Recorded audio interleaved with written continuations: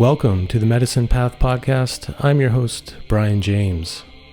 On this episode, I speak with Jill Purce. Since the 1970s, Jill has been exploring the use of overtone singing as a healing modality, and she's a true pioneer in the field of sound healing. Regular listeners will know that sound healing is a real passion of mine, and so it was a great honor and pleasure to meet Jill and learn more about her journey and her particular approach to healing with the voice. Since the very first episode of this podcast, I've been seeking out elders to speak with and learn from, and I realized that I very much feel in my middle age that I'm an elder in training, and I'm really grateful for the opportunity to speak with seasoned practitioners and teachers like Jill. Back on episode 14 of season 1, I interviewed Stephen Jenkinson, and our conversation revolves around this question of what makes an elder. Since then, I've started to identify certain qualities that the people I consider elders embody. Of course, wisdom is a big part of it, and this is wisdom that can only be learned through a lifetime of direct experience.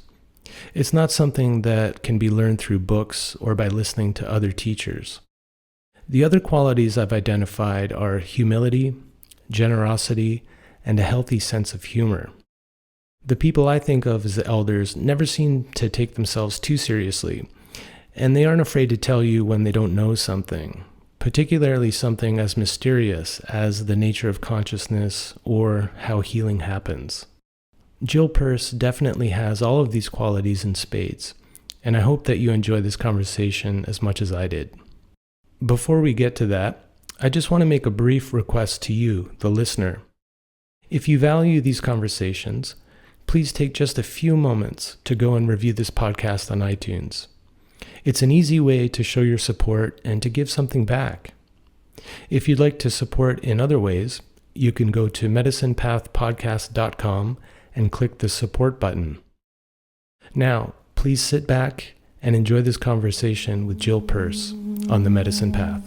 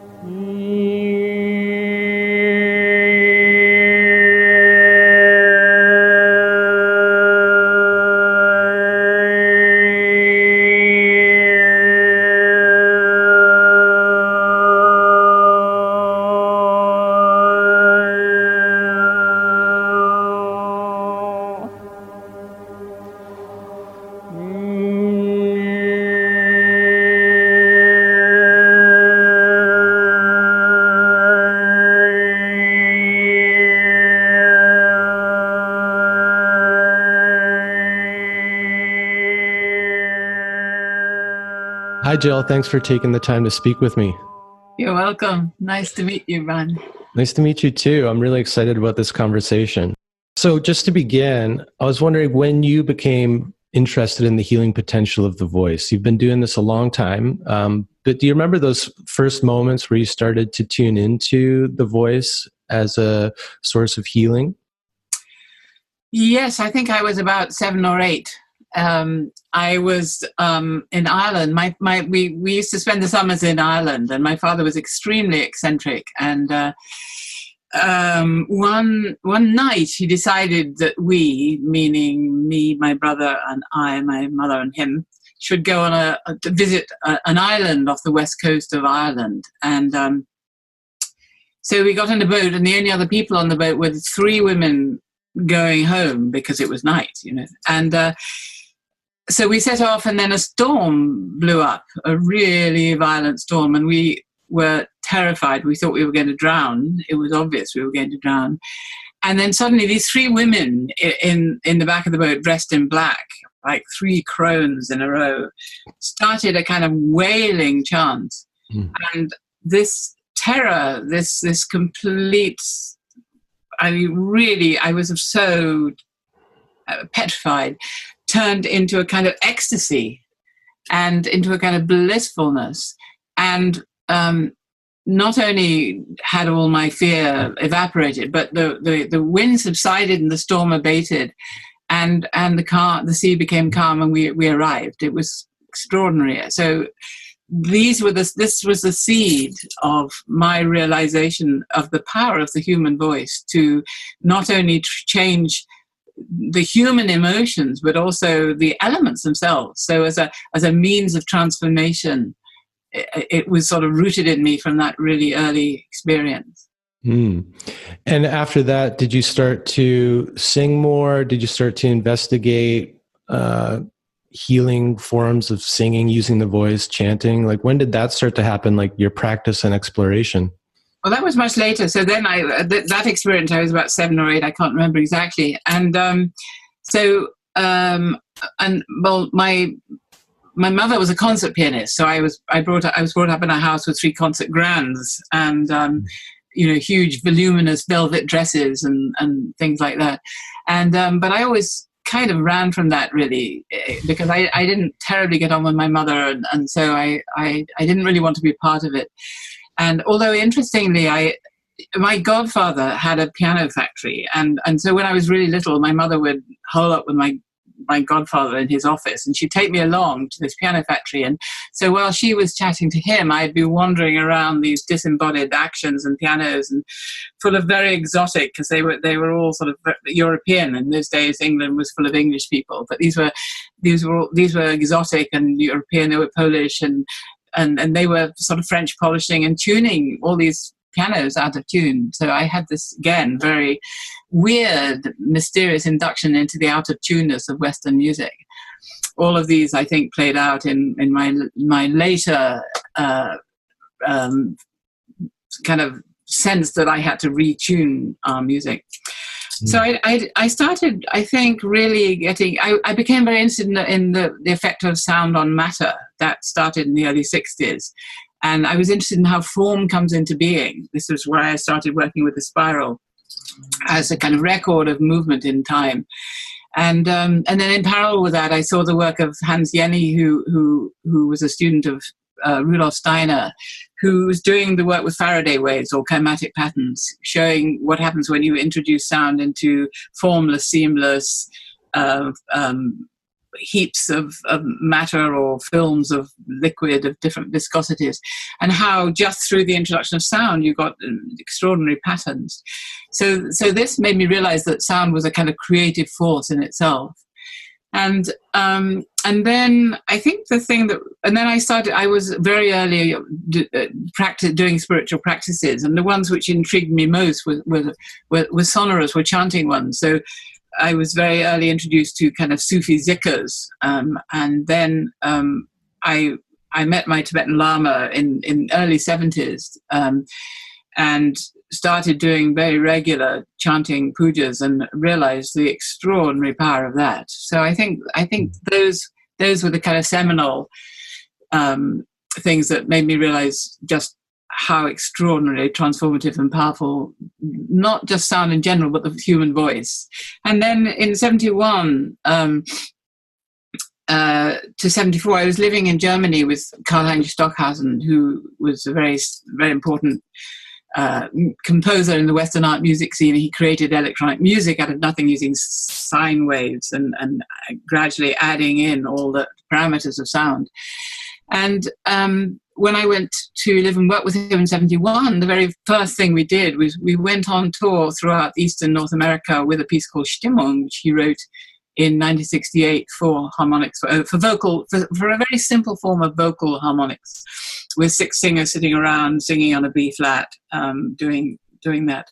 And so my induction into vocal sound, and in particular harmonics, was really, on the one hand, through Tibetan lamas and spiritual practice, and the other hand, through the Western art musical tradition, through Stockhausen. So on the one hand, these very archaic practices where the origins really are unknown. Nobody really knows how or why, for example, the Tibetans use overtones, or the Mongolians, and Stockhausen, who actually sort of recreated music out of nothing. So on the one hand, I had this induction to the Western art musical, tradition who had a completely total understanding of acoustics, and the Tibetan tradition, which was a pragmatic tradition based on the effect of sound on the human psyche, but really had no understanding of acoustics. And so really these two things came in, and so that's really what began as a kind of very early, I pioneered the whole of this work, really. There were no workshops or voice workshops in those days. So I realized that we'd gone silent. The more sophisticated we appeared to be in the West, the more silent we became. All the traditions of singing and chanting together had been eroded by the professionals who would hijack sacred music. And you had to join a choir. To join a choir, you had to have an audition. You had to be able to read music, all these things, and then you and the interesting word, you executed the music of somebody else. Yeah, so I had this realization that I had to kind of reintroduce people to their voices, whether or not they said they could sing or had been told they couldn't sing, or whether they were professional musicians or not, or the whole gamut, really. Yeah. And so when you're looking at the effects of sound on material, so I can imagine, I think I've seen some of those experiments where there might be a plate full of sand with a speaker underneath it. And when someone sings through the microphone and it's amplified by the speaker, it creates form patterns in the sand or the oil or whatever the medium is. And so you started to understand through the Tibetan chanting experientially that chanting and singing was having an effect. So where does your understanding come together in this experiential understanding where, okay, I might sing or chant and it helps me feel good, create some clarity, and this material understanding of how sound affects form? Well, I started as an artist, and so I was very interested in the patterns. The patterns, incidentally, are formed where the sand, in the case of the use of sand or fine powder, or actually traditionally lycopodium powder, the powder, the spore of the club moss is a particularly good one. It comes to rest where the vibration is not happening. So it's a record of what's not happening, not what is happening, interestingly. So that was just a sort of a visual and a theoretical understanding of the effect of sound. I realized, that you could see what was happening. But for me, always the experiential is the most important, ultimately, because I've always felt that we have to change. But at the same time, I like to know and see, why these things are powerfully functioning.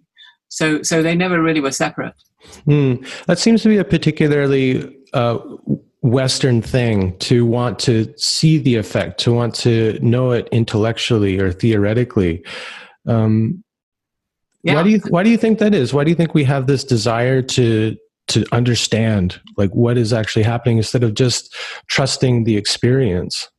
Well, I think it's the Tibetans talk about the three poisons, which is I see you as separate from me, which means I want you but can't have enough of you, or I don't want you even though I'm lumbered with you, which means I want to take more, I'm attached, and at the same time I don't want, all based on the delusion of separation. So we function in a world where we see through the eyes the world is separate from us. It's very much to do with the dominance of vision, because hearing connects, whereas the eyes separate. So if I look at something, then I see it as separate from me, and therefore, I can do what I like with it. So the human condition is such that it sees the world as separate and feels it can control, pollute, pillage, rape, take, that is there for them. It's separate, and therefore it's there for their usage. Whereas in the kind of animistic or the shamanic traditions or the more spiritual traditions, there isn't that separation. Everything has agency, and so it's not there just for our use, because we're all part of something much greater than ourselves. And so if we're part of something, it's a kind of dance that we do together, I, thou, and so on. So I think that this need to prove, and I'm married to scientists, and I have a scientist son, so I'm very aware of it. This need to prove is very much, I think, comes about through this separation through the eyes, which then gave rise to language and speech and basically literacy. So I think literacy has a lot to answer for, because without the eyes lead to literacy, and once we have this means of writing things down, then I think that leads to this need to control the world. So as human beings, we're living beings, and we need to remain living. That's number one on the agenda.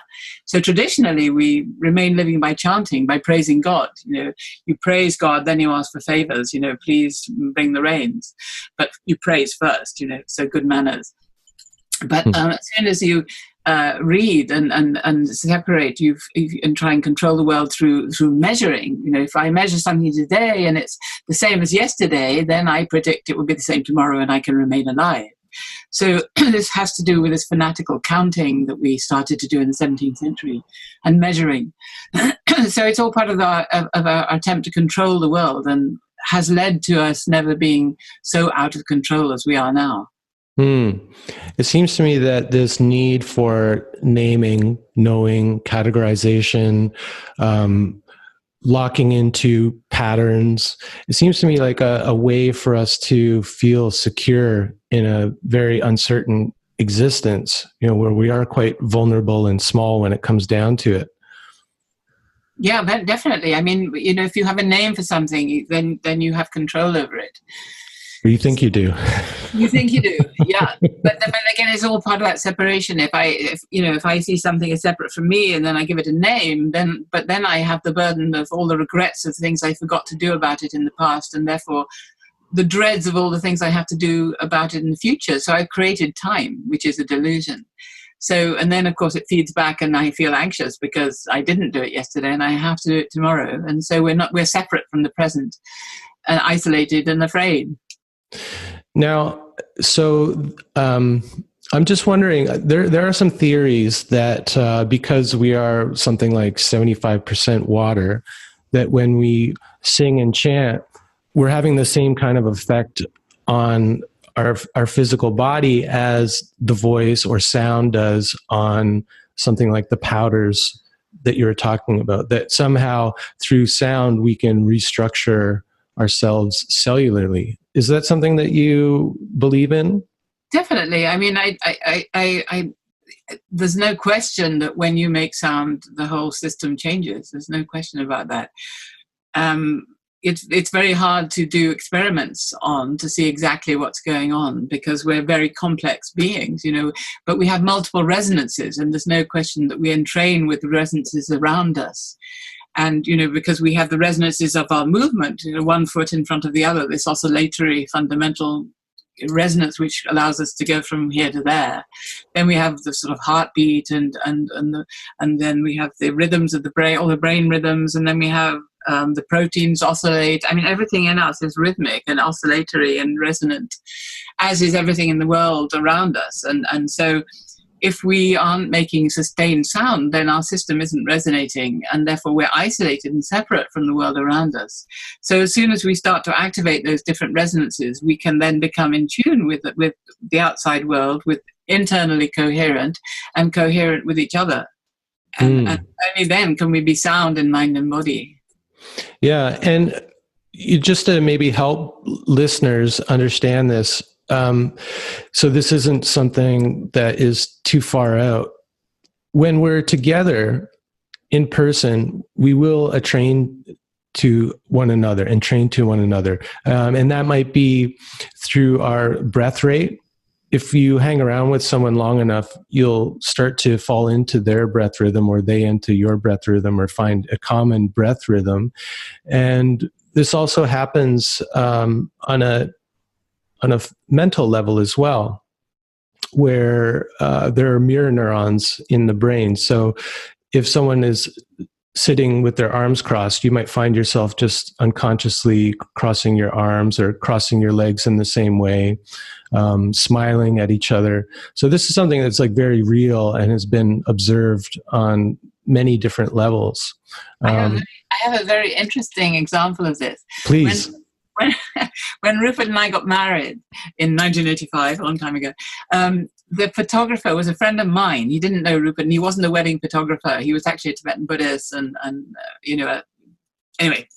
So he didn't do any of the sort of classic shots of us standing there with all the kind of attendants and all that.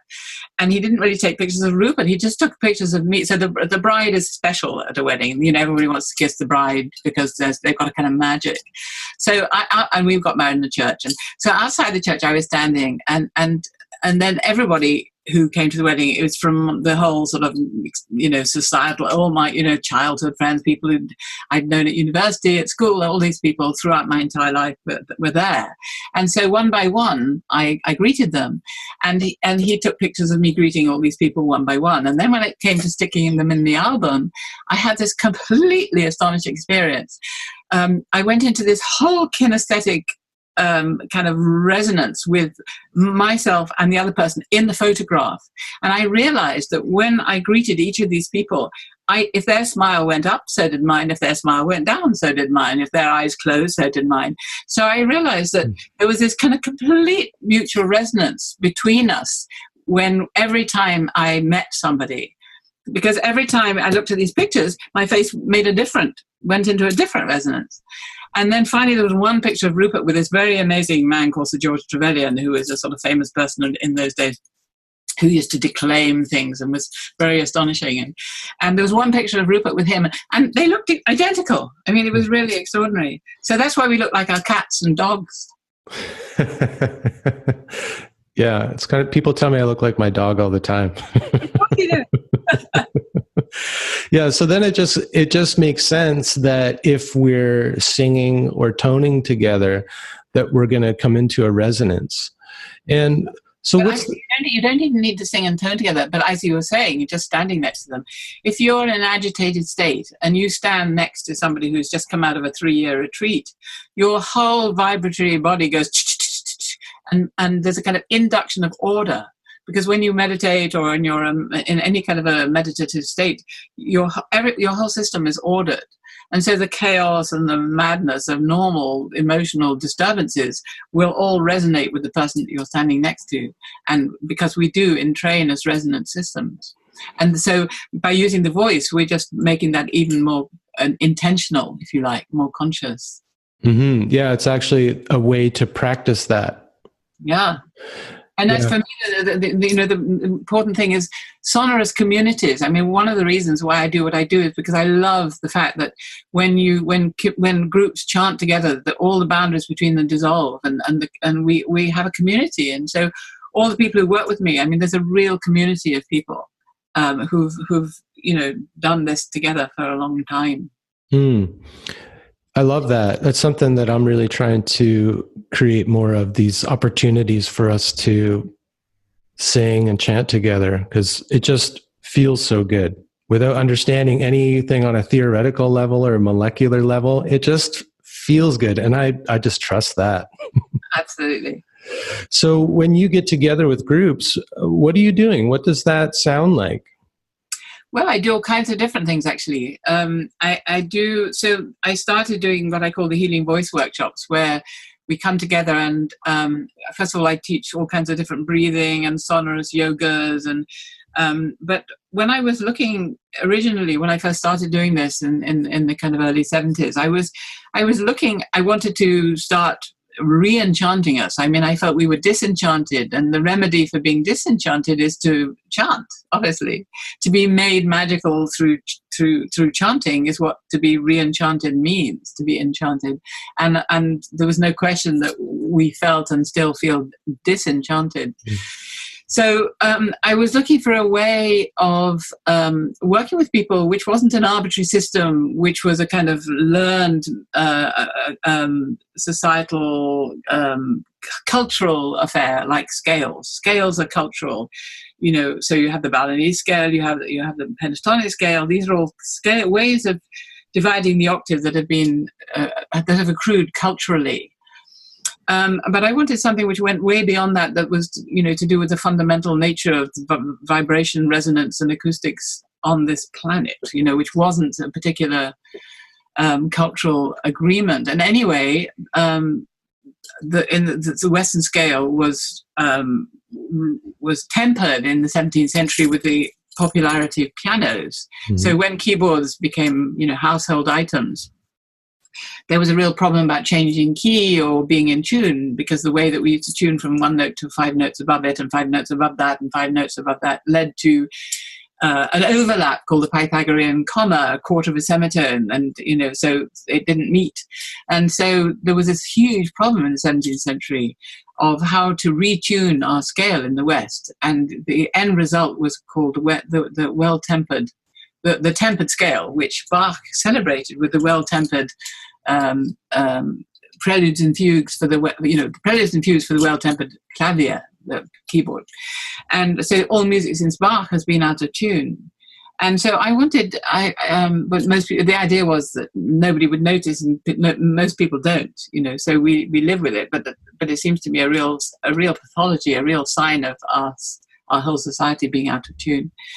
So I wanted to have some kind of way of tuning the group together, which was beyond that, which wasn't out of tune. That whole point was to be in tune. That was my whole reason for doing this, was so that we could create a sonorous community, but one that was in tune, internally coherent, in tune mutually with each other, and in tune with nature, the geometry of nature.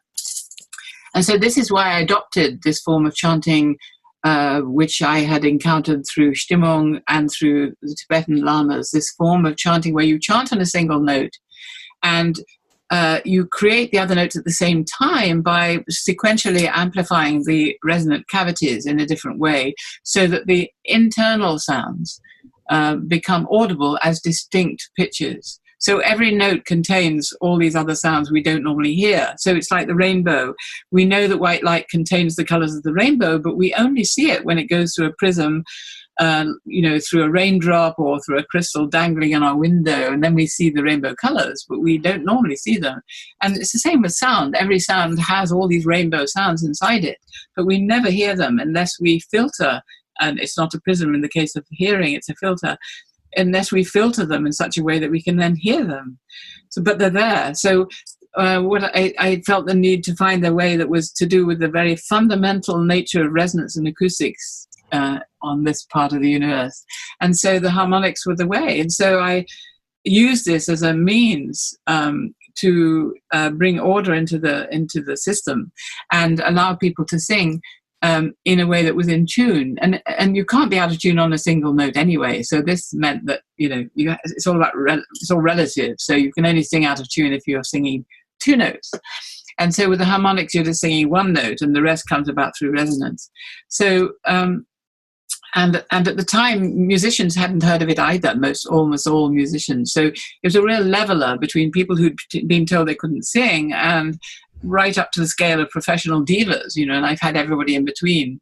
And this was a real leveler because neither could do this form of chanting, and yet it was completely fundamental to the nature of sound itself. So this is what is sometimes called overtone singing or harmonic singing, or even throat singing in some traditions. I call it chanting, but yes, exactly. Overtone chanting. And my kind of introduction to that was through the Mongolians, through the Tuvan throat singers, who have many different techniques for producing harmonic overtones in the voice.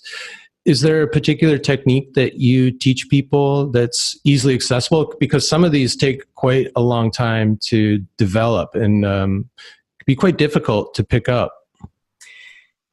Yes, I mean, the Mongolians, I hear you talk about harmonic overtones. It's interesting. I put out a recording very early on in the days calling, and the interviewer called them harmonic overtones, which is really another 2 words for the same thing. And it's taken off. It's either one or the other. It's interesting how it's kind of gone viral.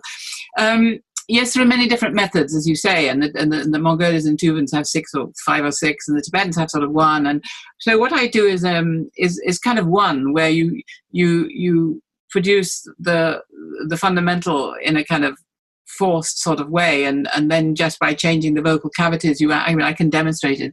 You amplify the harmonics. So it's probably the simplest way. And the other thing about it is not culturally appropriating any particular form of music, which is, of course, something that one doesn't want to do these days. So I don't want to sound like a Mongolian or Tuvan or a Tibetan, but I want to be able to introduce people to this form of chanting. So it isn't really exactly any of them.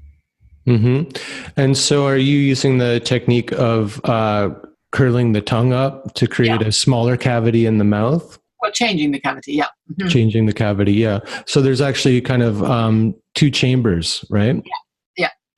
Yeah. Would you mind demonstrating that just so people get a little taste of that? And I'll probably include a recording as well as part of this podcast. But if you want to try it live, see if your microphone picks it up. I know sometimes the overtones can really mess with these computer microphones. I can try.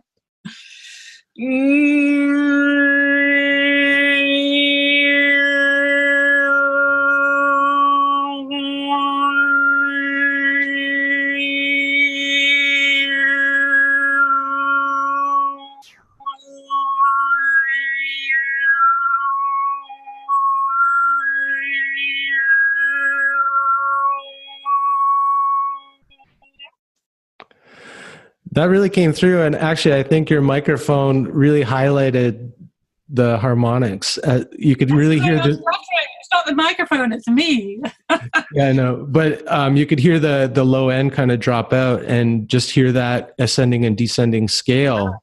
So it was really, I think, clear for people. And for people who can't see you, obviously, what it looks like is happening is there's a constriction at the throat. And also, your mouth is changing shape, going from a ooh kind of shape to a e, wide shape. It doesn't need to do that, actually. I mean, you can either do it by exaggerating the vowels, in which case you can use the mouth position a little bit, but you need to create an inner large chamber. But when you move the tongue, you don't really need to move the mouth. I was maybe doing it because I wasn't sure whether the acoustics of the room I'm in would actually enable you to hear them. But actually, you don't need to change the mouth at all. And do you find externally, that is, yeah. Do you find people are able to pick this up in a matter of a day or two of workshop with you? It varies, actually. I mean, I have to say that people who are used to hearing and doing get it faster, but that doesn't always mean musicians, you know. But funnily enough, 11-year-old boys are the only ones that I've had several 11-year-old boys who got it very quickly. But otherwise, it takes a little time because you do have to practice. So usually it takes a little time, but usually after a few days, people get it. But it totally depends how much they practice. It's like learning a violin or something. You know, if you just know how to do it, it's no good. You have to practice to make bearable sounds. Yeah, and that's one of the things about practicing any kind of overtone singing, whether it's the low guttural throat singing of the Tuvans or this kind, which sounds, when you've got it, it sounds quite beautiful and kind of bird-like. But when you're practicing, it can sound really strange. So you have to be comfortable with the people you live with to be making like weird sounds in the shower, which is a great place to practice. Or, you know, actually, the car is a good place because often you're alone. Exactly. I do it a lot in the car, actually. And you know, funnily enough, I started practicing just intuitively when I was 15 or 16. I worked at a truck stop and I would fill propane tanks for people. And there was this massive propane tank. And when you turned it on, it would make this incredible drone. And it was totally loud, so you couldn't hear someone speaking over it. And that was... I just started to intuitively harmonize with this sound and to find all of the different overtones in this super rich buzzing drone. And then, of course, when I discovered that this was actually a thing, like a tradition later, it kind of blew my mind and gave me an idea of maybe how it all started. You know, maybe people were just sitting, meditating next to the river and started to just chant along with the river and to find, oh, there's actually all of these different tones within that one drone. Well, the rivers usually have white noise. In fact, the way the Tibetans teach each other is through, when I first asked my Tibetan Lama about this years and years ago, he said, who doesn't do it? He's dead now, but he didn't do it. There's only certain tantric colleges within the Reform school, the Galupas, interestingly, of Tibetan Buddhism, who do this. But anyway, I asked him, who was a Dzogchenpa. I said, how do they do it? And he said, they do it by waterfalls. And then later, when I was in the Himalayas working with the chant master of the Yutta monks, after a while, the chant master said to the young Lama, now you take her to the waterfall. And so we went to the waterfall, and then I understood completely, because before that I thought it was a kind of Zen koan or a Dzogchen koan or a Tibetan koan. Take it to the waterfall. I thought, when I understand this, I'll be enlightened. Anyway, I guess I wasn't away. So anyway, he took me to the waterfall, and then I got it completely, because the waterfall is a white noise.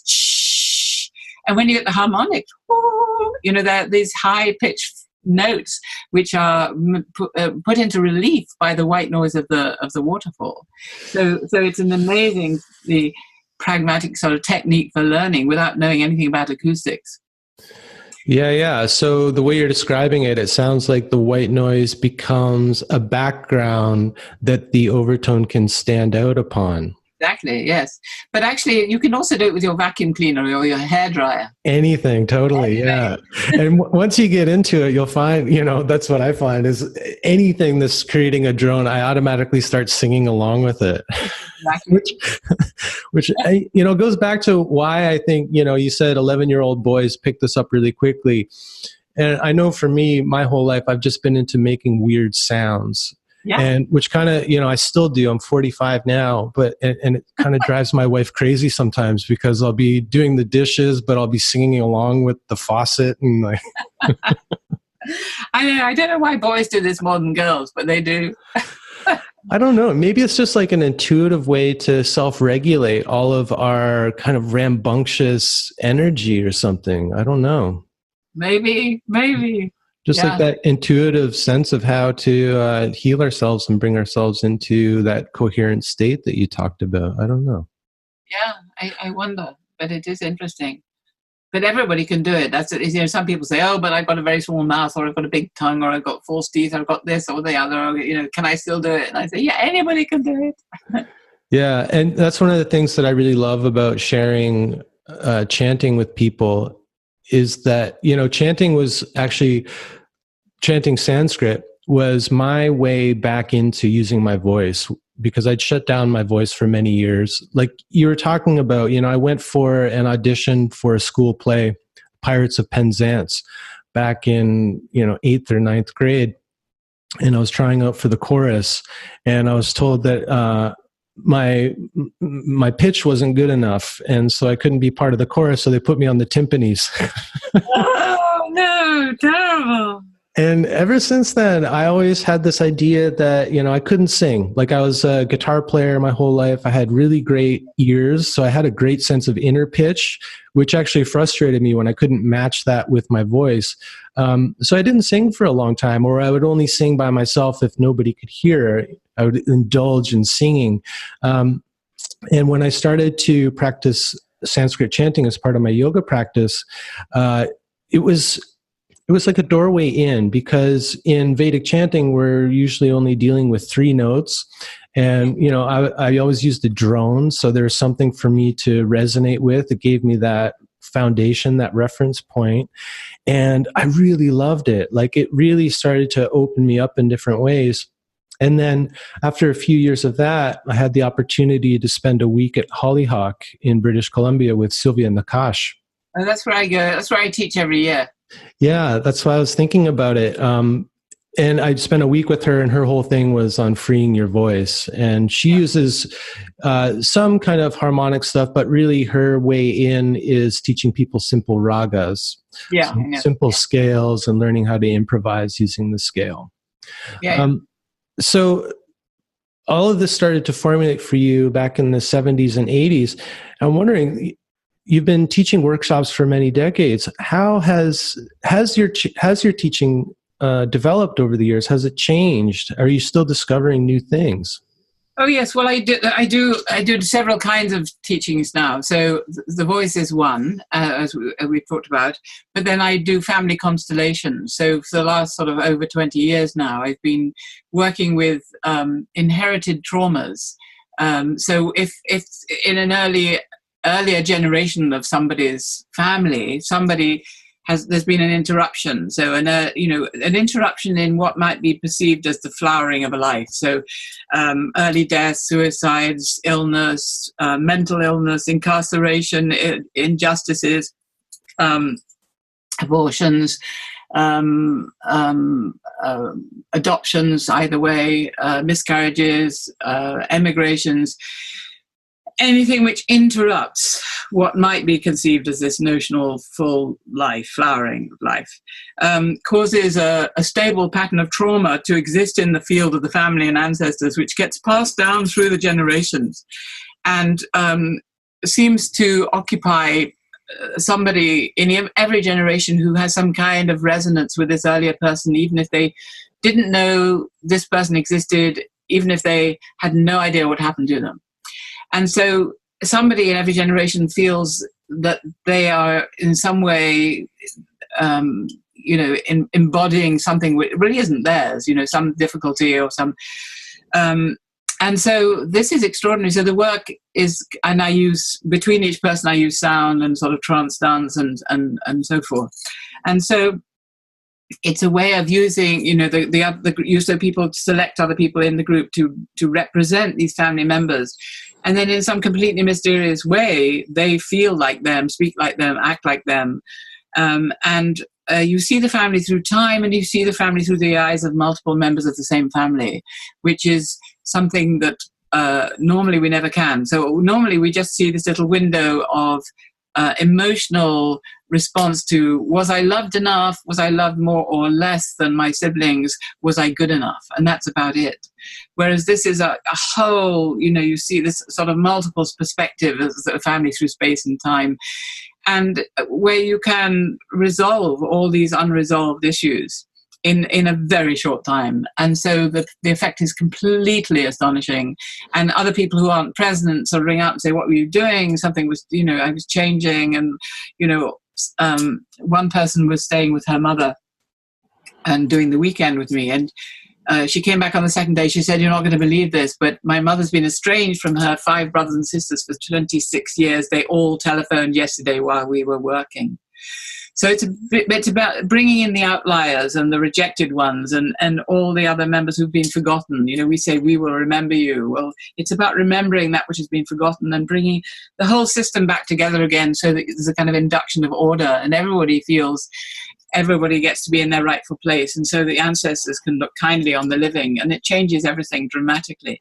And from the first person personal perspective, when someone is playing the role of I wouldn't even say playing the role, because it's almost like in these instances people are channeling the ancestor. Playing the role is very misleading, because it implies act. If you act, the work stops. And channeling, I know it's almost like channeling, but I don't like the word channeling, because so often it applies to you poor little worms down there, you need to do this or that, or so some greater being is seeing and instructing you, and it's all about advice. And this work is not about advice, because advice is deadly. So, but as you say, it's almost like that. I mean, but at the same time, occasionally I've had people who do channel, do the work, and it's not good. They start to be too assertive, or the whole thing moves into a different kind of level. So it's not channeling, but it's not acting either. And I think the best word is representing. But it is, I see it like consulting the oracle. Because you can't control what comes up. If somebody comes with an idea, I'm going to work on this, I feel my mother's line, and blah, blah, blah. The work can go in another direction. And you have to really flow with what's being revealed by the oracle in the moment. And as a guide to this, I have to flow with it too. I can't think, well, this, then that, or if this, then that. I have to flow with what's being revealed in the moment as well. Yeah. And if it wasn't such a loaded term in our culture, we would call it possession. interesting. I mean, we don't know what that means. I mean, all these terms like hypnosis, meditation, possession, trance, these are all words. We have no idea what any of them mean, really. Yeah, just from, that the idea that an entity is possessing the body for a period of time. Yeah, I know. In order to communicate something or to enact something. Yeah, no, I agree. It's very, very remarkable, and but possession has such a negative connotation. I just think we need to rehabilitate some of these words in our culture, because we lose these become taboo words. So we stop practicing the things. And these are things that all of our ancestors practiced. Absolutely. Yeah. Right. Yeah. Especially because the work is so benign, and so to these words which have become loaded in a negative sense, Right. It's not scary or spooky or dangerous or anything. No, it's magic. It's wonderful. It's only dangerous if you really need to hold on to some perception of your grandfather or your grandmother, Yeah. So I can understand how. So where I guess I was going with that is when someone is representing one of your family members, it can help you shift from a kind of self-involved perspective of being a victim and maybe understand something of their experience, and through that find some compassion and forgiveness. So I can understand how that's working on the person in doing the constellation work. But you described that kind of simultaneously, there seemed to be this healing happening in the family members who are outside of the constellation work, but somehow they were picking up on this healing. Now, what's your understanding of that? Well, I have absolutely none. I mean, I don't know how it works. It's utterly, utterly baffling. I don't know. One time my son, when he was representing, I don't work with my family because they're my family, but they've represented. And one time I had these two brothers who worked with me a lot, especially one of them. And one of the brothers was more vulnerable than the other brother. And the less vulnerable brother chose my son. This is the first time he did it, Cosmo, to represent his brother, who was also present. And so I could see Cosmo kind of, who'd never done this before, standing there, and suddenly he kind of slumped. And then I could see, because, I know him very well, I could see the sort of workings of his intellectual saying, this is ridiculous, I'm Cosmo, and he kind of became erect again. And then he sort of slumped again, and then no, this is Cosmo, it can't be happening, and he went between these two states for several, minutes, and finally he realized what was happening, and he let go, and he slumped and went on with it from there. And it's completely mysterious. I mean, I don't know what's going on. And so the reason I use sound, for example, and I do it ceremonially, unlike other people who do what are called family constellations, because I came to it quite independently, is because it amplifies the family and ancestral field, whatever that is. We don't know what fields are. We don't know what gravitational field is, except that it affects things. So we only know the effects of fields. We don't really know what they are. So we don't know what's going on. I mean, it's very, very mysterious that and it's just for the time we're working. If I work with somebody for 40 minutes and somebody's representing their mother, when the work stops, they stop being their mother. They go back to being themselves. And it affects everybody within the field of the family and ancestors, wherever they are throughout space and time.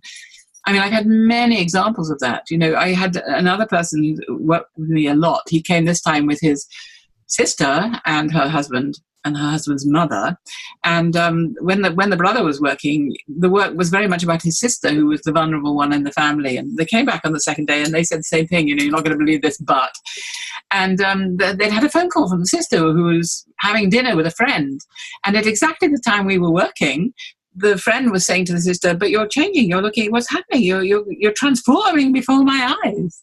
I mean, go figure. So when you're setting up these constellations, do you do anything to help people get into a trance state or a more receptive state to help facilitate that representing work?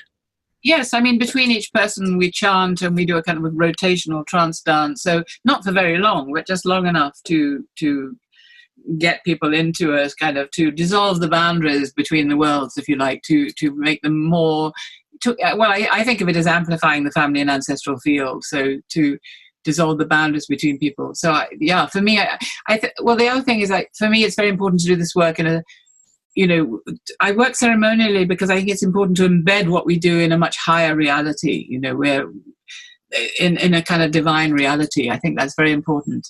And also I work ceremonially because I think if you go somewhere to do something, to learn something, you do a workshop of some kind, you have a sense that you could be a better person. Otherwise, why would you have gone to do something? You feel that you're going to reject the past, the you that was, and you're going to accept the you that's become through doing whatever it is you're doing.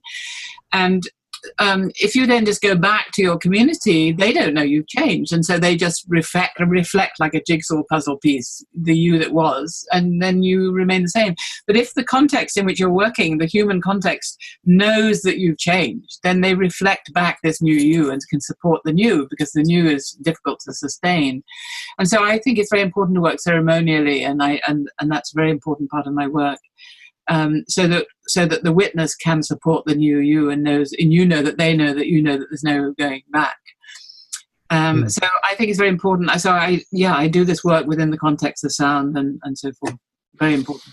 Do you give people, because that is an issue, is that we can go away on retreat and workshop and we can experience a profound transformation.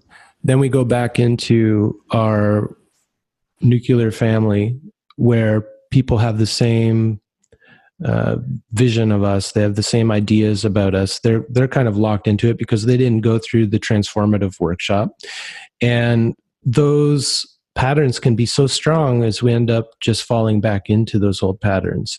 Now, if we're not doing this work inside of our community that includes our family, do you give people advice on how to allow people to witness this transformed self? Or is it a matter of sitting down and talking with the people in your life and explaining to them where you're at now? Or well, it's very interesting. If one of my students, because I often talk about weddings, because and traditionally people got married in the bosom of their community, with their family, their village or tribe, or their larger community, or their community through time, or so everybody that the whole societal context would be there at the wedding, knowing that you were going from being an unmarried person to be, well, if you're English, if you're North American, it may be all multiple time, but in England we tend to marry less, and to being married, and so they're there, and then you have somebody who actually, you go behind the scenes and you actually sign a document saying, I was there, I witnessed this person getting married, and you sign it, witnessed, and but nowadays it's fashion for destination weddings. You go to Mexico, get married underwater, and your friends can't afford to come, so you don't invite them necessarily, so that's the 13th fairy, and that's not good either. You come back and then you say, hi guys, we're married, and they say, oh really? Oh, are you? Oh, so what? And so the student of mine, found this very, very interesting paper, a correlative paper, about what gives for a longevity in marriage. And so they examined all the sort of parameters, sort of whether the parents knew each other, how long had the people known each other, how much did they spend on the wedding, how long was the honeymoon, how big was the cake, the whole, every kind of, how much was spent on the dress, the whole thing. And they looked for the correlations, between how long these people have been married and the ingredients of these parameters. And the only thing that made any difference, so if the more money you spent on the wedding, the shorter the marriage. But the only thing where there was a correlation of any interest was the more people you invited to the wedding, the longer the marriage. In other words, the more people who witnessed you going from being an unmarried person to being a married person. In other words, the more people who then could sustain you in the new state of you. So for me, this is very, very important. And this is why I like to work ceremonially. So at least the community who's there working knows that you're no longer what you were. And then it makes it much easier when you go back into... I once had an abbess of a monastery, of a nunnery, ring me up many, many years ago and said that she had a nun. It was a Benedictine monastery. And the Benedictines sing a lot. They sing every 5 hours. They do this chanting every 5 hours. They're called the hours, although it's kind of gradually being whittled away. And anyway, she said that this nun, the sisters, were horrible to her because she couldn't sing, and so she'd heard about my work and could she come and work with me? So of course she could, and so she said, what will she wear? So in England, this is very sort of Monty Python-esque. In England, nuns wear these medieval habits, these sort of big black dresses with big, big things. The penguin suit. What? The penguin suit. Exactly. So she told me hilariously, Monty Python night, she came by train. She went into the lavatory on the train, dressed as in this kind of medieval outfit, and came out with a wig and a tracksuit. Anyway, it turned out she had a lovely voice and she sang beautifully. And in fact, when she'd gone for her, when she was a novitiate, she'd gone before this in order to become a fully fledged nun. She'd had to go before a panel, and they said, no, you can't possibly because you can't sing. But her vocation was so strong that she managed to persuade them, and so she'd been 20 years a nun by then. Anyway, she had a lovely voice, and so after the workshop, she went back to the community, and about a week later, the abbess rang me again. She said, well, I know that she said that, all your, that she could sing and everything, but the sisters know she can't. And so they say, why when you open your mouth, there's no sound come out and so on. So this is a very good example. I mean, the bigger the community that is with you and is witnessing you going through these changes, the easier it is for you to sustain this new you, because otherwise you just slot back into the old you. So that's why I like to do things in this way, ceremonially, so that the work is witnessed very consciously by others who are present. And I think that speaks to the importance of Sangha, or staying connected to people who you may even have met when you travel to do a workshop, but staying connected in some way to help support this change in you, because you may not get that same support from your family or coworkers who just refuse to see that you've changed in some fundamental way. That absolutely, and I have a really big community of people who do a lot of work with me, and they come, they do many of the family workshops, they do many of the mandalas, which I haven't talked about, but twice a year I do this week long, where I do this very extended 5-day ceremony. So some of them have done them all for the last sort of 23 years or something, and a lot of them have done family work. So they've all been each other's mothers and fathers and brothers and sisters, and and there's a real community, and it's a very, very wonderful community. And just last October, somebody who'd been helping me a lot, 53-year-old, had a stroke, and so all her family had died and wasn't talking to her sister, and so we did a kind of GoFundMe. We have a Facebook page for the community who worked with me and raised money for her and supported her through this whole kind of recuperation from the stroke. So the community is a very, very important part of our lives, which has been eroded by the way that we live, feeling that we're isolated individuals. And to have a sonorous community and a community who does this kind of work, it's really profound. Beautiful. Have people who've been to workshops with you started chanting circles in their own communities? I think this does happen. Yes. I mean, there's no question. And people, Sylvia Nakash runs this thing at CIIS, this, which I started, I from 1984 for 12 years running, I started the whole, healing voice work, sound work, voice work at CIIS, long before this actual class was started. So, so I pioneered this work all over the world, really, and a lot of people have taken it up and are carrying it on, and yeah. Amazing. I guess I just have one more question, and that's about your personal practice. Do you have a daily practice? And if so, can you give us an idea of what that looks like for you? Well, that's interesting, because I was, from a child, I was baptized as a Christian. And then when I was 12 in England, in the Anglican church, you get confirmed at the age of 12. And I rejected it because I didn't believe. Interesting. My husband did as well. And then when I was 18, before I left, I was at a girls' boarding school, which happens in England. And I decided that I wanted to get confirmed because it would be easier to do it then and I would want it later. I had this knowledge that, this awareness that I would want it later, even though I didn't want it now. So quite sort of calculatingly, I got confirmed then. And so I sort of, so practicing Christian Anglican was part of my life. But then I found it very unsatisfactory in many ways as a spiritual practice. And so very early on, I encountered alternative ways, Sufism, and then for the last 45 years, Tibetan Buddhism. And so for a long time, I suppose I'm sort of both a Christian and a practicing Buddhist, although I never call myself a Buddhist, even though I'm practicing and have done for years, because I'm very averse to labels of any kind.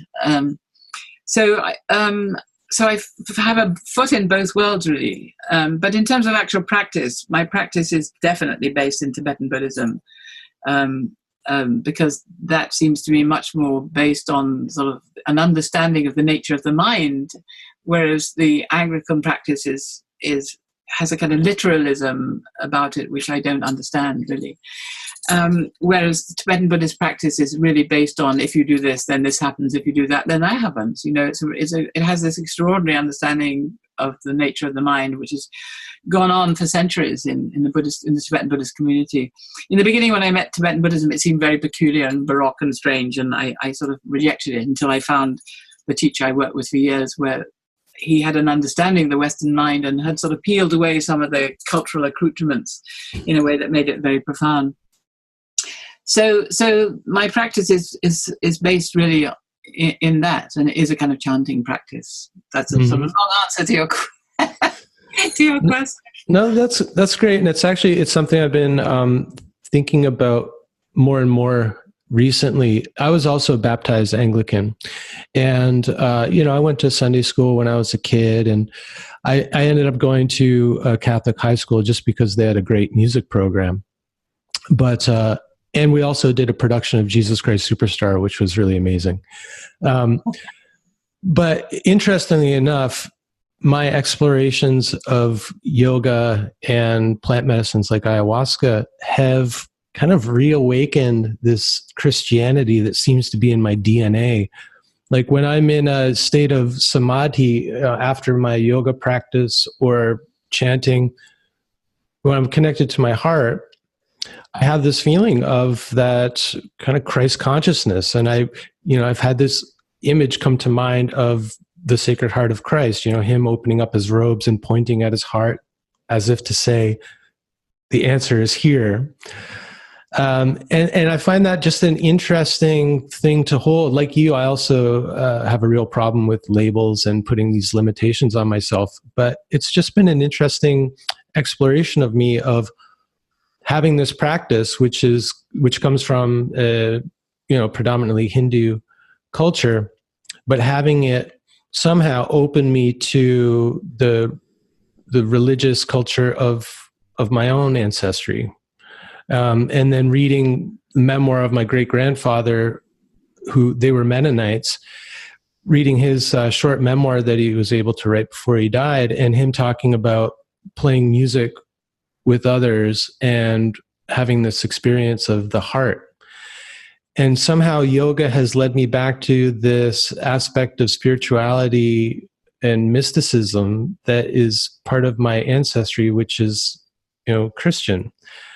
And I just find that very interesting, and it's just kind of something that I'm just holding in my awareness these days, and trying not to come to any conclusions or defining anything or saying, well, maybe I should create a Christian yoga or something like that. But it's just something that's kind of been in my sphere these days. So it's interesting to hear you talk about that. Well, interestingly enough, I mentioned that I do these 2 week-longs with this very extended ceremony where I've kind of understood the nature of the Tibetan mandala, and so I work over a week with a human mandala. We go through ourselves as understanding the nature of consciousness, continuously chanting. And in the one I do them over the 2 of the cross-quarter days, so Beltane, May Day, and Samhain, Festival of the Dead, All Souls Day. And as part of the one in Samhain, in the Festival of All Souls Day, my local church, for years and years and years and years, I've had a Requiem Mass as part of it, so in the church, so that we actually, the vicar actually chants the names of our ancestors. So we give him screeds and screams of names, and he chants the names of our ancestors while we light candles. And Rupert, my husband, plays the organ, a little beautiful Russian Kontakion for the dead. And so it's really interesting how that Requiem has become very much part, I do it one evening of the week. And people, a lot of people who've become disaffected, who might have been Christian, or of some kind of Western tradition, suddenly see that in the context of a much wider understanding of ceremony, and can often sort of reclaim their roots in a very interesting way. It sounds like you're bringing paganry back to the church or something. It's interesting because I've gone through several vicars. I've been doing it so long, and they last so many years. And some of them will pray for the dead and some won't, because that was a big thing in the church, whether you could pray for the dead, and it became abused, and indulgences and all that. So some of them say you have to pray for the living, but you can't pray for the dead. Well, for me, it's important you pray for the dead. Anyway, the current one does pray for the dead, which is good. Wonderful. I really wish that I could come out to your workshops next month. Now, can you talk a little bit about what you're doing in North America? Sure. Well, I'm presenting at a conference in Santa Clara in California called the Institute of Noetic Sciences biannual conference, which is in Santa Clara. So I'll be doing a day demonstration of the family work, and then I'll be doing a session of the chanting. And then on the 26th on July 26th, I'll be doing a 5-day workshop of the family constellations in British Columbia, on Cortes Island, Hollyhock. You mentioned a center on Cortes Island, which is an island off Vancouver Island. It's so incredibly beautiful. People, yeah. If you have any opportunity to go. Absolutely. So I'll be doing that in July 26th. And then on the Festival of the Day on the 26th of October, I'll be doing a week intensive here in England. But in October, I'll be in Massachusetts. I'm at Row Camp on the 4th to the 11th of October. I'm doing a week. So a weekend of sound work, of voice work, followed by 5 days of family constellations. And these are all on my website, healingvoice.com. healingvoice.com. So all these workshops are there. So I don't often go to the East Coast of North America, but I will be there on this occasion for a week. Well, it's not far from where I'm living now, so maybe that's where I'm going to have to meet up with you, because there's just so many overlaps. And, it's been such a blessing for me to meet elders who are exploring these things that really resonate with me. So it seems like I'll have to make that happen somehow. Definitely, yes. Montreal's not very far. It's in the Berkshires, so you can definitely come. Yeah, beautiful. Well, thanks so much for spending all this time with me and sharing so much of your wisdom and perspective. I really enjoyed it.